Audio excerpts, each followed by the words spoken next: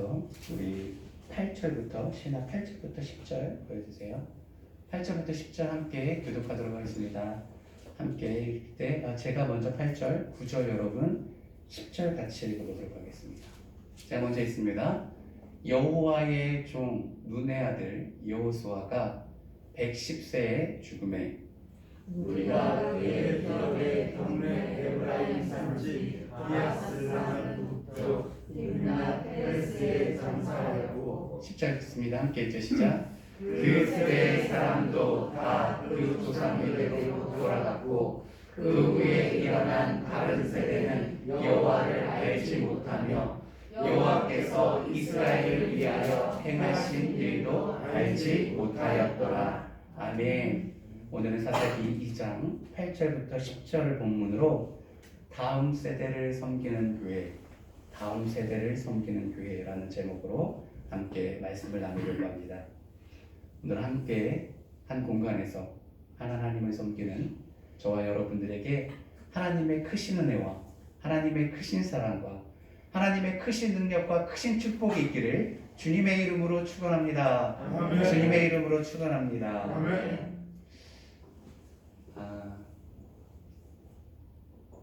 우리가 지금 마스크를 쓰고 예배하고 있는 이 광경이 이제는 조금 익숙해져 가고 있습니다.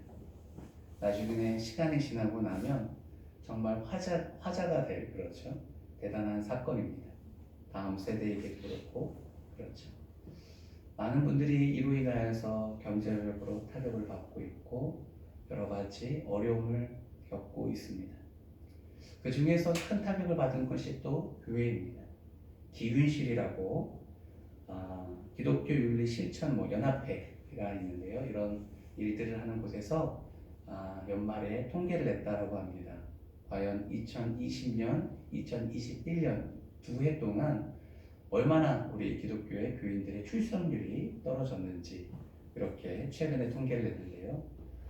2020년, 그러니까 19년 코로나가 발생하기 이전, 유행하기 이전과 비교해서 2019년도에는 20년도에는 48% 급감했다고 합니다. 성인 기준으로. 그러니까 반보다 더 성도의 출석률이 떨어진 것이죠. 그리고 작년 21년에는 42% 내려갔습니다. 출석률이 더 떨어졌다는 거죠. 이게 성인의 경우가 그렇고요. 우리 자녀 세대, 주일학교, 초, 중고등학교의 상황은 더 심각합니다.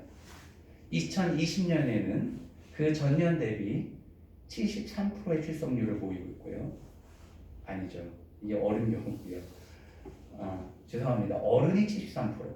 그 다음에 2021년에는 70%. 제가 학생들을 먼저 말했네요. 학생들이 48%. 그리고 21년도에는 42%. 우리 자녀들이 반 이상 교회를 나오지 않고 있고요. 그리고 이 48%와 42%의 이 출석률은요, 영상 예배를 포함한 숫자입니다. 그러니까 영상 예배 포함, 현장 예배를 다 포함해도 2019년도에 비교해서 반수가 교회를 나오지 않거나 영상 예배를 드리지 않는다는 이야기죠. 자녀들에게는 현재의 상황이 훨씬 더 큰 타격으로 오고 있고, 이것은 우리 기독교 전체적으로 봤을 때 다음 세대에 아주 치명적인 약점이 될 수 있다는 겁니다. 그렇지 않아도 이미 우리 교계는 주일학교, 학생회가 없어져 가고 있는 실정이었습니다. 시골 교회는 초등학교가 잘 없고 아예 아이들이 없는 성인들로만 구성된 교회들이 즐비해 있는 상황이었습니다. 근데 도심에서도 아이들이 이제는 교회를 나오지 않는다는 것은 이 자녀들이 성장하는 20년 후에는 교회가 텅텅 빈다는 예측을 할 수 있는 것이죠. 오늘의 배경은 사사기입니다. 사사기 1장과 2장은 사사기가 시작하는 그런 서론의 상황을 사사기의 배경을 설명하고 있습니다. 모세에 이어서 여호수아가 리더가 되고 그 여호수아를 중심으로 가나안 땅을 정복하게 되죠. 그게 여호수아의 내용입니다. 그럼 사사기는 뭐냐? 여호수아가 죽고 나서의 시대를 사사기 시대라고 말합니다. 우리 8절 한번 보도록 하겠습니다. 본문의 8절 한번 보죠. 있습니다. 8절 시작. 여호와의 종 눈의 아들 여호수아가 110세에 죽음에. 여호수아가 죽었습니다. 나이는 110세죠. 그리고 9절에는 그가 장사된 지역을 얘기합니다. 죽었고 그가 헤레스라는 지역에 장사되었다는 얘기입니다. 그리고 10절에 그 이후의 상황에 대해서 설명을 하는 것이 오늘 본문의 핵심입니다. 10절 한번 다시 한번 읽어보도록 하죠. 10절 있습니다. 시작. 그 세대의 사람도 다 그 조상들에게로 돌아갔고 그 후에 일어난 다른 세대는 여호와를 알지 못하며 여호와께서 이스라엘을 위하여 행하신 일도 알지 못하였더라. 10절에 보면 그 세대라는 말로 시작합니다. 제너레이션. 보통 한 세대를 40년 이렇게 잡죠. 첫 번째 세대를 편의상 우리는 모세와 함께 출애굽했던 광야의 시대를 1세대라고 말하겠습니다. 모세와 함께 애굽에서 나와서 광야에서 지냈던 세대. 근데 그 세대가 가나안 땅으로 들어갑니까? 들어가지 못하죠. 여호수아 갈렙, 심지어는 모사조차도 들어가지 못하고 여호수아 갈렙만 들어가게 됩니다. 그리고 애굽에서 나왔던 이들은 다 광야에서 죽게 됩니다. 1세대들은 광야의 삶을 살았습니다.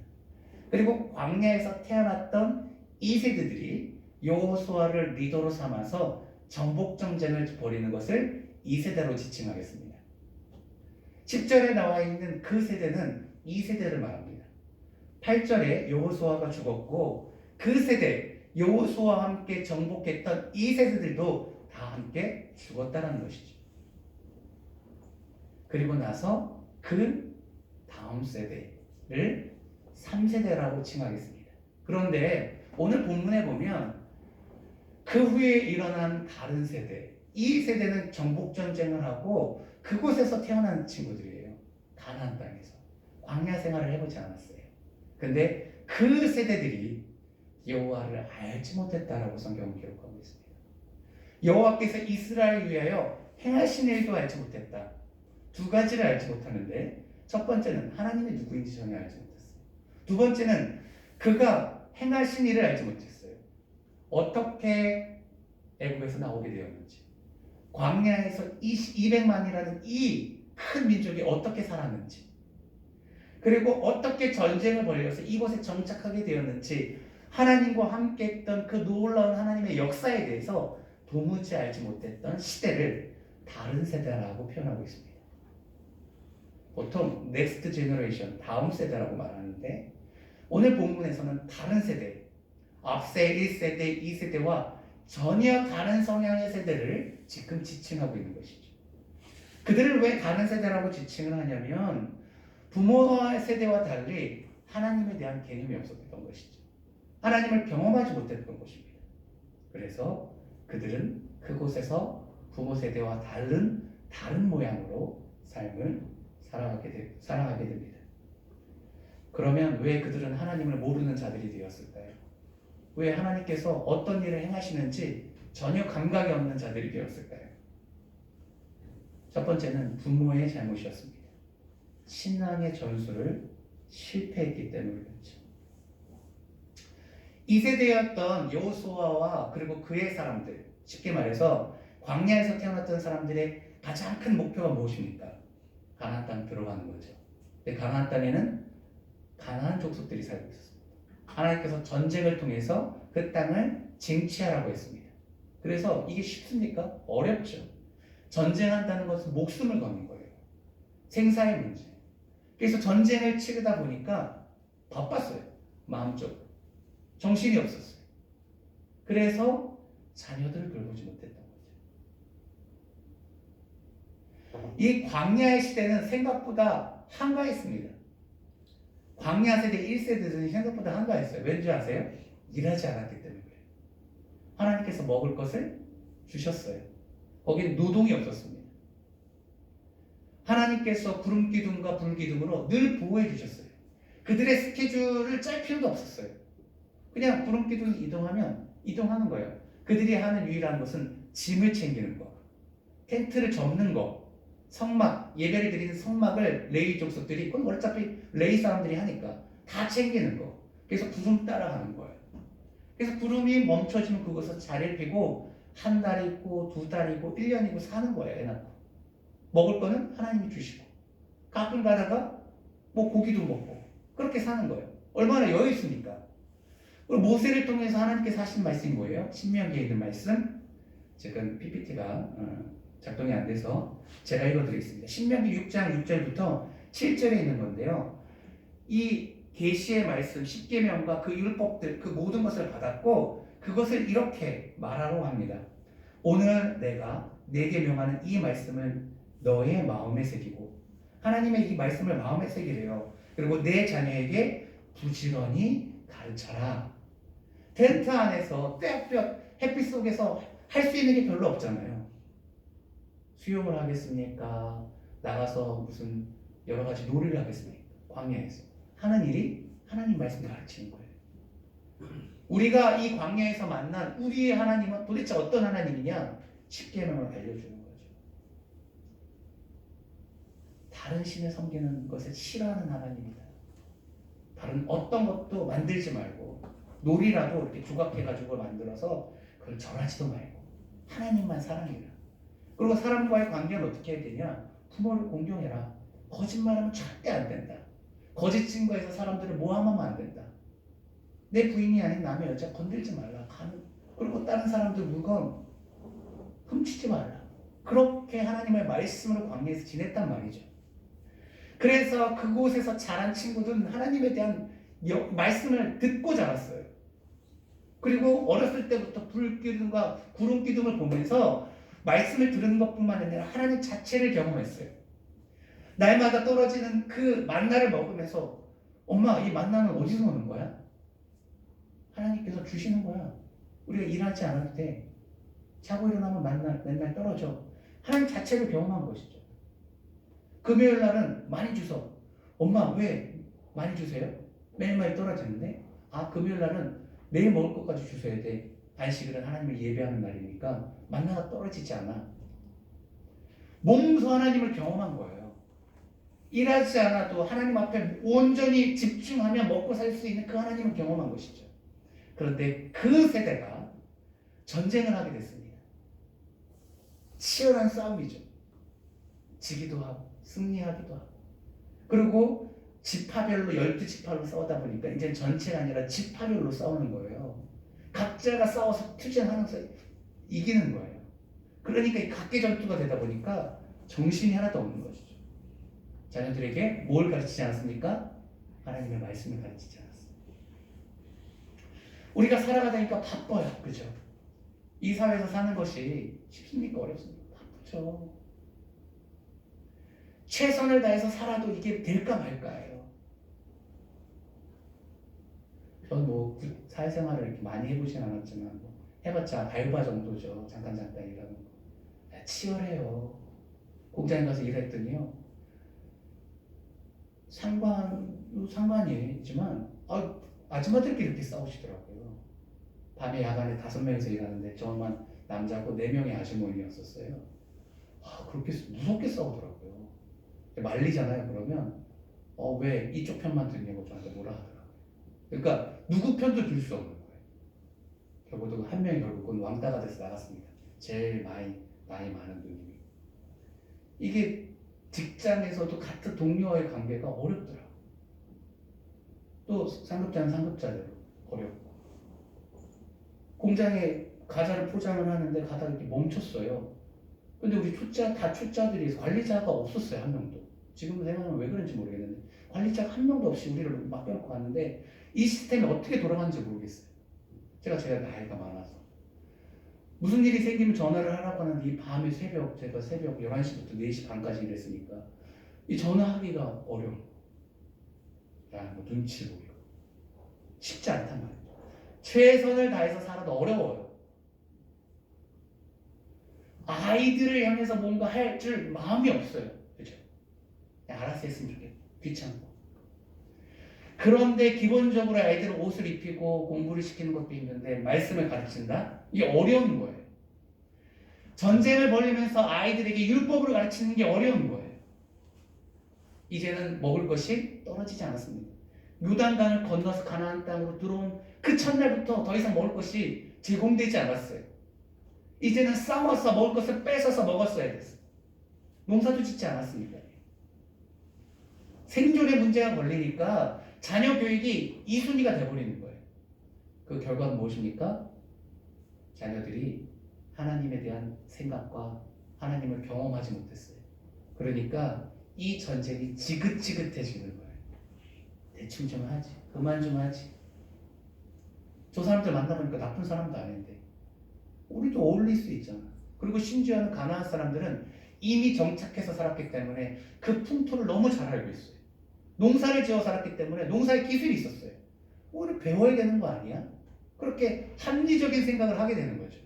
봤더니 조금 더 우리랑 조금 다른데 뭔가 매력적이야. 아가씨들이 예쁘단 말이죠. 그래서 연애하기 시작하고 자녀들이 결혼하기 시작하고 하나님이 우려했던 일, 그들이 섬기는 바알과 아세라 신을 섬기기 시작하는 거예요. 우리의 신도 있지만 너희 신도 나쁘지 않네? 너희 신은 어떤 특징이 있어? 풍요의 신이라는 거예요. 풍요의 신. 바알을 섬기면 이 농사가 잘 된다는 거예요. 그럼 우리도 지금까지는 일하지 않고 살았는데 우리는 들어와서 농사를 짓고 살아야 되는데 우리도 그러면 바알한테 도움을 받아야 되겠네? 라고 생각하고 바알을 섬기기 시작하는 거예요. 바알은 풍요의 신이어서 흥분해야지 비를 내려주기 때문에 우리가 그를 흥분시켜야 된다 그러면서 남녀들끼리 짝지어서 성생을 하는 거예요.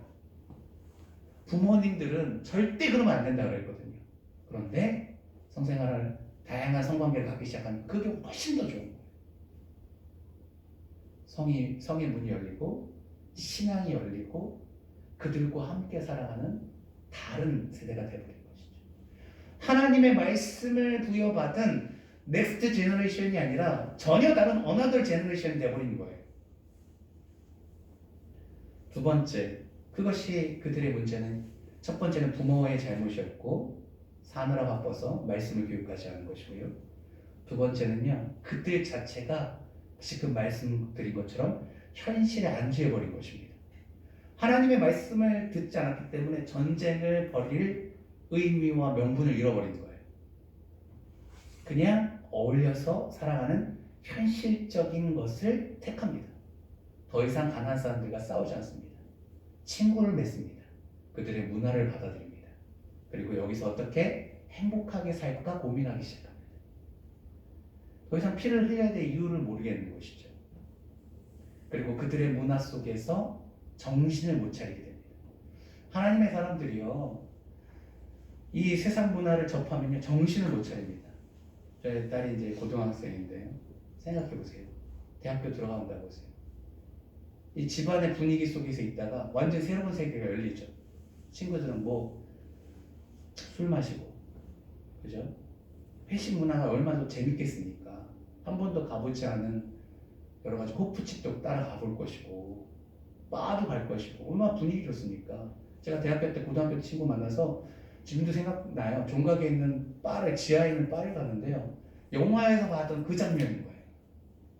이게 이렇게 높은 테이블에 앉아서 예쁜 무슨 하와이에서나 볼 듯한 이상한 예쁜 칵테일을 주는, 정신이 나가버리는 거죠. 이 교회 안에 있던 청년들이 대학교를 가면요, 이 교회에 나오지 않습니다. 그나마 고등학교 때 열심히 했던 친구들도 말이죠. 그러니까 초등학교에서 중학교 갈 때 반 떨어져 나가고, 중학교에서 고등학교 나갈 때 그 반에서 반 떨어져 나가고, 대학교 가면 교회가 풍비박산이 나는 겁니다. 진짜 목사님의 생각이 청년들에게 깨어 있어서 나는 청년들을 위해서 사역하겠다라고 생각하지 않으면 교회 청년들이 없는 현실이 되는 거예요. 어떤 교회가 청년들이 남느냐? 청년들이 다음 세대의 주인공입니다. 우리 장로님들, 권사님들, 청년들을 위해서 우리가 희생합시다 라고 얘기하는 교회만 남는 거예요. 그것을 동의하는 교회만 청년들이 모이는 거예요. 그런 교회는 어떻게 하냐? 가장 좋은 시간 우리 청년들에게 줍시다. 가장 좋은 교회 장소 청년들에게 양보합시다. 심지어는 막 재정도 우리 분리시켜서 아예 교회 이름을 같은 교회인데 다른 교회 이름을 지어버려요. 관여하지 못하고 그들이 마음껏 뭐든지 할 수 있도록. 그렇게까지 뭔가 결단하지 않고는 청년들이 교회 내에서 살아남지 못하는 거예요. 제가 시드니에서 시드니 온누리교회 지교회라고 하죠. 거기서 사역을 한 지 2년 동안 3, 4년 했는데요. 전도사로 있었었는데요. 그 교회도 청년들을 어떻게 살릴까 하다가 결정 내린 게 조금 외진 곳에 있었어요. 교회가. 청년들이 모이는 곳은 유학생 중심으로 도시 시티라고 하죠. 빌딩이 많은 곳. 그곳에 이제 대부분 이제 살고 있고 그러니까 교회가 나갑시다라는 결정을 내려요. 예배당은 어떻게 할 거냐? 극장을 하나 빌립시다. 돈이 엄청 들었거든요. 매주 빌리기로 결정을 한 거예요. 엄청난 결정이었죠. 쏟아붓는 거죠, 그냥. 그런데 예배당에서 예배를 드리고 현수막을 붙이고 뭐 광고하고 그리고 교회에서 한 40분 정도 걸렸는데요. 주일날 끝나면 장비를 다 뭐 극장에 스피커도 있었지만 저희 장비를 다 차 봉고로 해서 날랐어요. 찬양팀 세팅하고 30명에서 시작한 게 제가 올 때 한 100명으로 늘었어요. 호주에 와서 시드니에서 예배 드리고 싶어도 교회가 멀어서 못 드렸던 친구들이 그 시티 주변에는 호주 교회밖에 없으니까 한인교회를 찾아오는 거예요. 극장이니까 한 중심부에 있을 거잖아요. 찾아오는 거예요. 심지어는 거기 매일 거주하지 않아도 그냥 오시는 분들 있잖아요. 예를 들어 스튜디오스 같은 분들. 그분들도 신앙생활을 한단 말이죠. 그분들이 접근성이 가까우니까 막 오는 거예요. 그래서 연예인도 저는 많이 봤습니다. 연예인들. 어제 왔다가 예배 드리러 오는 거예요. 모자 쓰고. 그러니까 교회가 확 부흥하더라고요. 그런 희생과 결단이 있지 않고는 결코 청년들은 부흥하지 않습니다. 다음 세대를 향한 관심은 무엇이냐면 희생입니다. 섬김입니다. 그런데 이 세대가 이 다른 우리와 부모 세대와 다른 세대가 세상과 화합하면서 그들은 결과는 참혹한 결과를 맞습니다. 오늘 본문에 이어서 11절부터 15절인데요. 우리 한번 천천히 한번 읽어보도록 하겠습니다. 11절부터 15절 함께 읽자. 시작. 이스라엘 자손이 여호와의 목전에 악을 행하여 바알들을 섬기며 12절.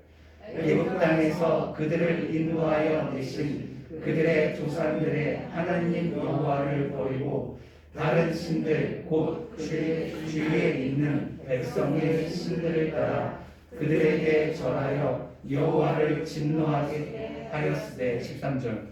곧 그들이 여호와를 버리고 바알과 아스타롯을 섬겼으므로 14절. 여호와께서 이스라엘에게 진노하사 노력하는 자의 손에 넘겨주사 그들이 노력을 당하게 하시며 또 주위에 있는 모든 대적의 손에 팔아 넘기심에 그들이 다시는 대적을 당하지 못하게 하였으며 15절. 그들이 어디로 가든지 여호와의 손이 그들에게 재앙을 내리시니 곧 여호와께서 말씀하신 것과 같고 여호와께서 그들에게 맹세하신 것과 같아서 그들의 괴로움이 심하였더라. 그들은 이성적으로 판단해서 합리적인 생활을 한 겁니다. 정착을 위한 도움을 받았고 그들의 문화를 흡수했습니다. 더 상위 문화죠. 어떻게 보면 고급 문화고 유목민의 삶과 정착인의 삶이 다르잖아요. 퀄리티가. 그런데 하나님께서는 그것을 싫어하셨습니다. 12절에 보면 하나님 여호와를 버렸다. 그리고 그 다른 신을 따랐다. 절했다. 그래서 그것은 하나님을 진노케 했습니다. 그래서 14절에 보면 하나님께서는 오히려 가나안 민족들을 강하게 해서 전쟁에서 지게 하시고 그들로부터 고난을 당하게 됩니다. 친하게 지내려고 했는데 가나안 사람들은 친하게 지낼 마음이 없었던 거예요. 그리고 힘이 셀 때 하나님께서 도와주실 때 전쟁하지 않았으므로 힘이 약화되므로 도리어 거꾸로 당하게 됐던 거예요. 이것이 하나님의 진노였고 그것이 하나님의 재앙이었습니다. 15절 마지막 절에 있는 것처럼 그래서 그들은 심히 괴로운 삶을 살게 되는 게 3세대의 삶이었고 그것이 사사기의 일대기입니다. 사사기 2장에서 사사기의 앞날에 대해서 개론적으로 얘기하는 것이죠. 왜 그들이 블레셋에게 고통을 당할 수밖에 없었는지, 그죠? 왜 그들이 에돔과 다른 민족들에게 고통당할 수밖에 없었는지에 대한 이야기를 하고 있습니다. 그러면 이렇게 하나님을 알지 못하고 하나님을 경험하지 못해서 현실에 타협하여서 살아가다가 도리어 거꾸로 하나님의 진노를 받았던, 하나님 사랑하시기 때문에 가만히 계시지 않는 것이죠. 이 현상에 대한 대책이 무엇이겠습니까? 이것을 지금의 시점으로 우리에게로 돌이켜서 우리가 어떻게 다음 세대를 다시 살려야 되겠습니까? 첫 번째, 삶으로 다음 세대를 우리가 섬겨야 됩니다. 무디 신학교 총장이었던 조지 스윙팅 박사는 하나님께는 자녀만 있지 손자가 없다라는 표현을 했습니다. 하나님께서 내 손자 손녀라는 표현을 한 적이 있습니까? 없죠. 생소하죠, 그렇죠? 그리고 하나님을 할아버지 할머니 이렇게 부르지 않죠, 그렇죠? 다 이유가 있습니다. 하나님은 모두와 직접적으로 관계하신다는 거예요. 부모의 믿음 때문에 자녀가 하나님을 믿지 않는다는 거예요. 결국 1대1이라는 거죠. 선한 영향력을 받지만 결국은 한 사람 한 사람이 하나님 앞에 서서 예수 그리스도를 영접하고 예수를 만나야 된다는 겁니다. 하나님에게는 자녀가 있을 뿐입니다. 첫 번째는 우리가 하나님의 자녀로 명확히 서야 되는 거예요. 우리 공동체가 아름다워야지 누군가를, 우리 공동체가 아름다우니까 와서 봐라 얘기하겠죠. 그렇지 않겠습니까? 목사님은 엄청 전도를 하라고 막 얘기해, 뭐 새생명 축제하고 뭐 작정기도 하고 뭐 대신자 전도하고 한 번쯤은 다 해보지 않았습니까? 그런데 나는 정작 교회 다니는 게 그렇게 즐겁지 않아. 여기 오면 누구를 만나야 하고, 목사님하고도 좀 껄끄럽고, 불편해. 그냥 하나님께 예배하니까 억지로 와서 예배하지 예배 가운데 은혜를 받지 못해요. 누구를 전도할 마음이 생기겠습니까? 우리 보다 다른 교회 가면 좋을 것 같은데 오히려 내가 책임져 주지 못하는 거예요. 나도 교회에 뭔가 깜찍한 것이 있기 때문에 누군가 와서 나와 같은 감정을 느낀다면 내가 대답해 줄 수 있는 용기가 없는 거예요. 그래서 적극적이지 않게 되는 것이죠. 첫 번째는 뭡니까? 우리 공동체를 아름답게 가꿔야 됩니다. 이것이 첫째예요. 먼저 그럼에도 불구하고 이 세대들이 하나님을 향해서 부모님부터 배웠잖아요. 이 세대들이 잘못한 거예요. 하나님으로부터 그렇게 광야에서 신앙교육을 철저히 받았으면 전쟁 속에서도 말씀을 봤어야 되는 것이죠. 전쟁 속에서 신앙을 전수해서 써야 되는 것이죠. 우리가 아무리 힘들고 어렵게 살아가있다 할지라도 자녀를 향한 신앙교육을 양보하면 안 되는 거였단 말이죠.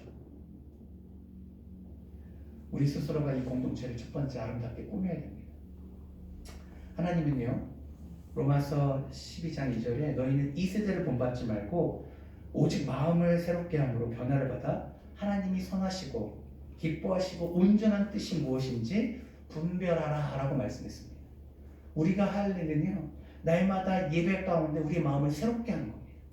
이 성경의 말씀을 통해서 이 세상이 말하는 것이 무엇이고, 그죠? 교회에서 말하는 하나님의 말씀하신 무엇인지를 다른 것을 자꾸 분별해 가야 돼요. 요즘 유튜브가 순기능도 있지만요, 한편으로 검증되지 않은 이야기들을 하도 많이 해가지고 이 얘기를 듣기 시작하면요 쏙 빨려 들어갑니다. 정치 보수 얘기, 극보수의 얘기를 듣기 시작하면 그게 다 맞는 말인 것 같아요. 말씀도 얼마나 잘하시는지 근거도 있고 나라를 걱정돼요. 또 이 좌측에 있는 얘기를 들여다보면 또 그게 맞는 것 같아요. 이 반대편은 다 막은 것 같아요. 싹 빨려 들어가요. 한 사람이 아니라 또 여러 사람이 같이 얘기하기 때문에 그게 시대의 주류인 것 같아요. 사랑하는 성도님, 너무 빠지지 마십시오. 빠지지 마세요. 저 개인적으로 정치의 한 극단에 참여하시는 목사님들을 신뢰하지 않습니다. 저 개인적으로. 왜냐면 정치는요, 정치예요. 정치는 서로 이렇게 조율하는 거예요. 정치예요, 정치. 딱 잘라서 과학처럼 말할 수 있는 것이 아니잖아요. 수학처럼. 그러니까 이것은 진리가 아니란 말이죠. 어차피 서로 조율해 가는 거예요. 좌가 있고 우가 있고, 예전에도 소론이 있고 노론이 있고 영의정 좌의정부터 시작해서 이게 다 있었단 말이죠. 그래서 화합해 가는 건데 목사님이 이 한쪽 양 끝에 가서 서로를 지금 이단식 취급한단 말이죠. 우리 김남일 지사님이 좀 다니시는 동생분 교회가 좀 특이하다고 해서 알아봤더니 이단 사상이 일단 있었고 그리고 지금은 풀렸더라고요. 근데 그 풀리는 과정 속에서 정광훈 목사님 도움을 받더라고요. 이게 이단이라는 게 웃겨요. 한 교단에서 8개 교단에서 이단을 받았더라고요. 2009년 정도에. 그러니까 이거를 회복하기 위해서 거기서 나와서 한기총에 들어가요. 한기총은 정광훈 목사님 계세요. 정광훈 목사님 저희 교단 출신이기 때문에 선배님이기 때문에 제가 잘 알아요. 거기는 저희 교단에서도 나갔어요. 여기서도 이제 이단 시비가 붙었습니다. 재판 중이에요. 그러면 나가면 어떻게 하면 돼요? 다른 타로 가서 거기서 한기총에서 이단 해제를 받았더라고요. 그분이 이단인지 아닌지보다 그 과정을 보니까 그러면서 거기서 정치의 가치, 색깔을 같이 내시고 이렇게 얘기를 하시더라고요. 그 자체가 벌써 위험한 거예요. 끝에 가면요 극단의 얘기를 해야 돼요. 그리고 정치적으로 도움을 받은 거잖아요. 이단이 아니라고. 제가 말씀을 몇 개 들어봤는데요. 말씀 자체에 문제가 있어 보이진 않아요. 그래서 저는 그분을 이단이라고 생각하지 않아요. 제가 들어본 결과. 왜냐면 실은 저도 약간 아슬아슬한 얘기 실은 하거든요. 성경에 있는 내용을 강조하다 보면 오히려 거꾸로 교리에 부딪히는 경우가 있어요. 성경에는 믿음을 강조하는 부분이 있거든요. 근데 이거를 제가 설교 녹화한 걸 별로 좋아하지 않는 게 뭐냐면 그 녹화한 거를 따서 얻다가 이렇게 유튜브에다 걸면 전 이단이 되는 거예요. 웃기죠? 근데 그 목사님도 약간 그 비슷한 상황인 것 같아요. 충분히 억울할 수 있을 것 같아요. 이게 코에 보면 코고고 왜냐면 너무 잘 나가시니까 시기하는 것 같아요. 제가 봤을 때는.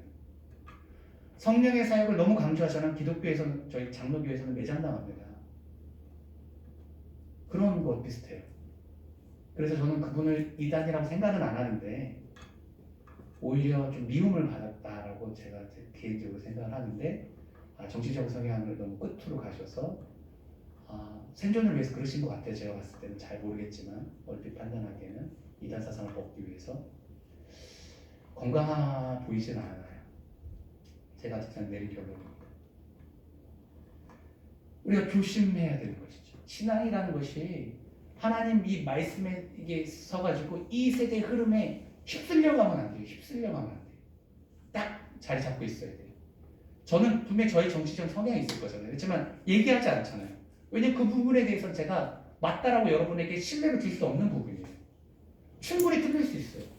저는 성향이 저도 한쪽으로 치우쳐 있기 때문에 얘기하지 않아요.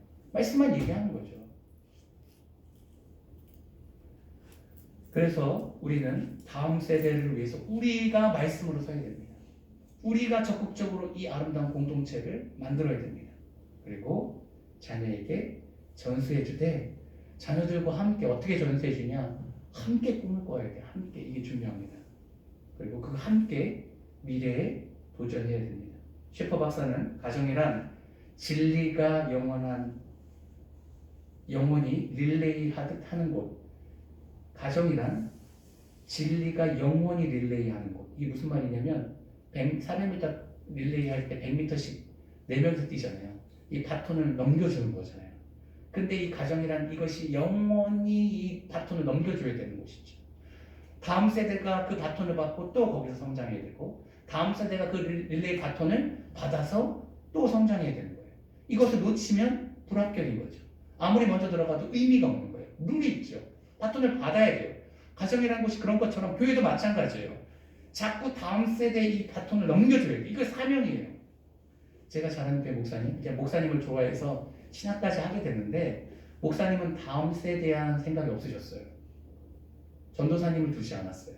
교회가 100명이었으면 충분히 들만한데 그리고 교회에 선포하셨어요. 나는 내 목회하는 데까지 하고 가겠다. 그 다음에 대해서 생각하지 않으시는 거죠. 그러니까 어떻게 됩니까? 저희 부모님 아직도 남아 계세요. 저희 오신다고 그럴 때 제가 끝까지 섬기라고 그랬거든요. 지금도 목회하세요. 80에 가까우시는데.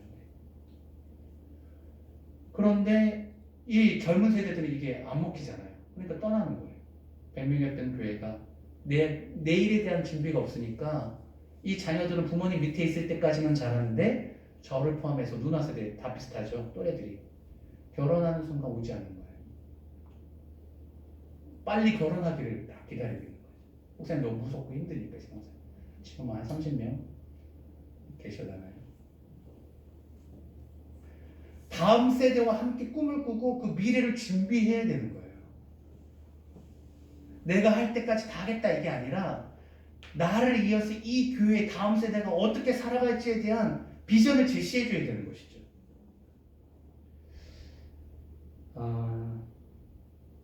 모든 세대가 함께 예배자로 서야 됩니다. 우리가 우리 자녀들에게 관심을 기울여야 되는 것이죠. 그러기 위해서는 희생, 섬김이 필요합니다. 섬김. 부모 세대가 자녀들을 섬겨줘야 돼요.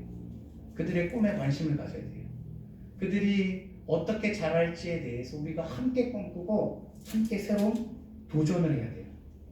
제가 올해 말씀을 뽑았습니다. 성부영신 예배 때 우리 장관님 돌리실 때 제가 첫 번째로 보았는데요. 이사야서 32장 8절 존귀한 자는 존귀한 일을 계획하나니 그는 항상 존귀한 일에 서리라. 저는 삐뚤어지고 싶은 마음이 있거든요. 여러분에게 잘 표현하지 않지만 제 안에도 삐뚤어지고 싶은 마음이 있어요. 여전히 신기하죠. 늘 하나님 앞에 결단했고 모든 것을 드리겠느라고 약속했지만 제 마음이 울적해지거나 제가 홀로 있을 때 나도 삐뚤어질 테야 라고 마음 먹었는데 하나님께서 저를 향해서 존귀한 자라고 불러주셔서 몸둘바를 모르겠더라고요. 왜 어린아이가 막 장난치고 싶은데 우리 도경이 막 왔다 갔다 하고 막 그러는데 와 도경이 멋있다 그러니까 그 말에 네 하고 이제 그런 것처럼 마치 저를 어린아이 달래듯이 하나님께서 지훈아 너는 존귀하다라고 말해주시는 것 같아서 좀 당황스럽더라고요. 그 다음이 문제였습니다. 존귀한 자는 존귀한 일을 계획한대요. 연말이고 이제 성부영신이고 내년을 계획해야 되는데 평상시보다 이 부담감이 너무 큰 거예요. 내가 뭘 계획해야 되나. 존귀한 자는 존귀한 계획을 한다는데 뭔가 달라야 되지 않겠습니까? 그래서 이거를 지금까지 제가 끌고 온 거예요. 기도를 하면서. 하나님 좀 부담스러운데요. 뭔가 그럴듯한 거를 내야 되는데 그러다 하나님 저에게 확실한 사인을 주셨습니다. 오늘의 말씀입니다. 다음 세대를 준비해라 라는 말씀입니다. 하나님께서 지금 5년을 사역하면서요 생존, 교회 존폐의 위기 속에서 그냥 앞만 보고 다녔습니다. 뭐 이것저것 따질 게 아니죠. 많이 왔으면 좋겠다 무조건. 성도들이 늘었으면 좋겠다. 이거였습니다. 그래야지 목회가 지속되죠. 그게 5년 지난 5년의 삶이었습니다. 감사하게도 이 어려운 중에 아름다운 저 공간도 허락해 주셨고 인원도 10가정 이상 되어서 재정이 안정적으로 돌아가게끔 되었습니다. 근데 앞으로 이 5년은요 제가 다음 세대를 위해서 집중하겠습니다. 저희 인원 구성이 성인이 20명, 아이들이 10명, 30명이에요. 30명 좀 넘는데 2대1 비율이에요. 그래서 5년이 지났을 때는요 이 비율을 제가 갖게 만들겠습니다. 제 마음대로 할 수 있는 건 아니지만 그만큼 이 마음을 자녀들에게 집중해서 예를 들어서 5년 후에 우리 성인이 50명이다. 그러면 애들도 50명에서 100명 되게 되는 거죠. 100명 되는 거 쉽지 않겠지만 아이들의 비율이 1대1이라 그러면 이게 또 쉽죠. 그죠? 생각하기 나름이죠. 어른들이 40명이다. 그럼 아이들도 80명 되는 교회가 되기를 목표하고 있습니다. 저는 마음 가운데 늘 우리 형제님들이 인원의 반이었으면 좋겠다는 생각을 갖고 있거든요. 그래서 누구라도 오면 좋지만 형제님들이 오면 솔직히 조금 더 좋아요. 인원이 좀 반반 됐으면 좋겠어요. 이 땅에 남자들이 반인데 왜 교회는 자매님들이 왜 차지하고 있냐고요. 근데 좀 그게 아프거든요, 마음이. 그래서 형제님이 반이었으면 좋겠다라는 마음을 품고 있어요. 금요일날 형제님들이 와서 이렇게 반반씩 앉아있는데 저는 마음이 너무 좋아요. 바라기는 금요일마다 우리 남성들의 기도로 이 교회가 가득 찼으면 좋겠습니다. 제가 꿈꾸는 교회입니다. 그런데요, 하나 더해서 아이들이 많아져야 되겠다. 그리고 10년이 지났을 때, 그게 5년 계획이고요. 10년이 지났을 때는요, 우리 하늘꿈교회가 다음 세대 교육으로 유명한 교회 되어서 저희 교회를 찾아오는 교회 되었으면 좋겠습니다. 저희 교회랑 멀지 않은 곳에 꽃동산교회 삼각교회가 있어요. 저희보다 6개월 먼저 개척한 목사님이세요. 저보다 한 3살 많으시고. 근데 그 교회를 찾아오시는 분들은요, 꽃동산이라는 이름을 보고 온대요. 왜냐면 서울에 있는 꽃동산 교회가 주일학교 교육으로 아주 유명한 교회예요, 예전에부터. 그래서 주일학교